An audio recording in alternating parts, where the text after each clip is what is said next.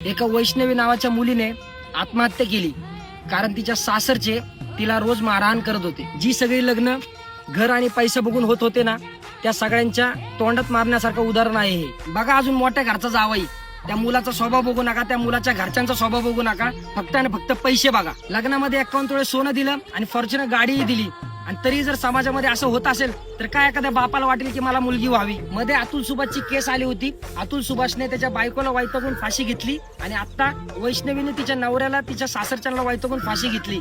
कधी मुलगी चुकीची, कधी मुलगा चुकीचा।